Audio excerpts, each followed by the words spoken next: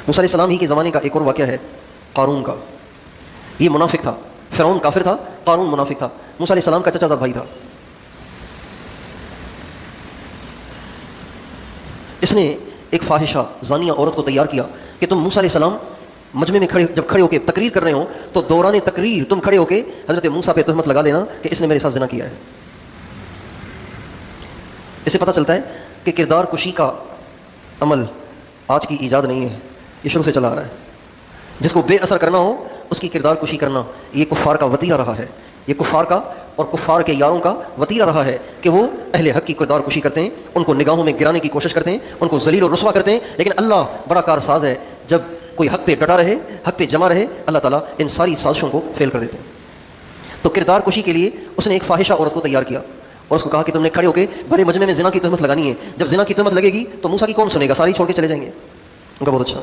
جب موسیٰ علیہ السلام تقریر کرنے کھڑے ہوئے تو وہ عورت کھڑی تو ہوئی لیکن موسیٰ علیہ السلام کے چہرے کا جلال اس سے برداشت نہ ہوا اور وہ کچھ بول ہی نہ پائی. موسیٰ علیہ السلام نے جب اس کو کھڑا دیکھا تو زور سے کہا کیا کہتی ہو؟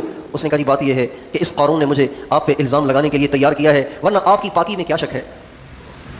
موسیٰ علیہ السلام کو آ گیا غصہ اور وہ گر گئے سجدے میں, اور اللہ تعالیٰ نے ان کے رونے کی وجہ سے اللہ تعالیٰ نے زمین کو ان کے تابع کر دیا اور فرمایا یہ زمین تیری ہے, یہ زمین تیرے حکم کے تابع ہے, تم جو کہو گے وہ کرے گی. موسیٰ علیہ السلام نے زمین کو حکم دیا, زمین نے قارون کو ٹخنوں سے پکڑ لیا.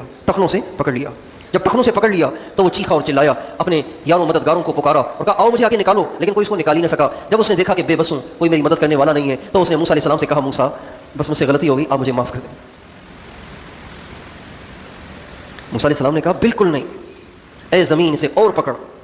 چنانچہ گھٹنوں تک زمین میں دھس گیا اور چیخا موسیٰ معاف کر دے.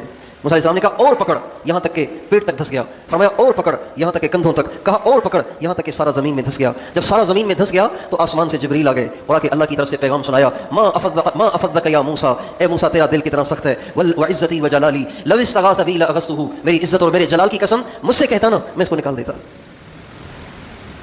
تو نے اتنی اس نے معافیاں مانگی, تو نے معافی نہ کیا. موسیٰ اتنا تو دل سخت نہیں ہونا چاہیے.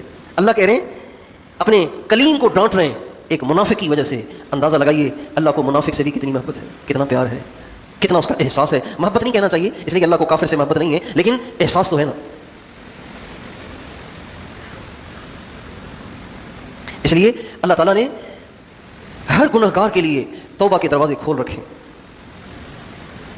حضرت حسن بصری ایک دفعہ تقریر کر رہے تھے اور تقریر میں اللہ تعالیٰ کی کریمی کو, اللہ تعالیٰ کی رحیمی کو بیان کر رہے تھے, اور کہتے کہتے اللہ کی کریمی کو بولتے بولتے ایک دم جوش میں آ گئے اور فرمانے لگے جب تم توبہ کرو گے وہ اپنے دروازے کھول دے گا. جب یوں کہا تو ایک بڑھیا کھڑی ہو گئی. کہا حسن یہ کیا کہہ رہے ہو تم؟ کہا کیوں, میں نے کیا کہا؟ کہا تم کہہ رہے ہو جب تم توبہ کرو گے تو وہ دروازے کھول دے گا. حسن کیا اس کے دروازے بند بھی ہو جاتے ہیں؟ ہم نے تو یہ سنا ہے کہ اس کے دروازے بند ہوتے ہی نہیں ہیں. تو حضرت حسن بصری رونے لگے اور فرمانے لگے ہائے ایک بڑھیا حسن سے بڑی عالمہ ہے, ایک بڑھیا حسن سے زیادہ اللہ کو جانتی ہے. اللہ تعالیٰ بہت کریم ہے, بڑے مہربان ہیں. ہم نے اللہ کو پہچانا نہیں ہے, ہم نے اللہ کو جانا نہیں ہے. ہم اللہ کو پہچانتے تو اللہ پہ مر مٹتے, اللہ کو جانتے تو اللہ پہ مر مٹتے. آج اللہ کی چھوٹی چھوٹی باتیں بھی ہم سے ماننا کیوں مشکل ہو رہی ہیں؟ اللہ کو ہم جانتے ہی نہیں.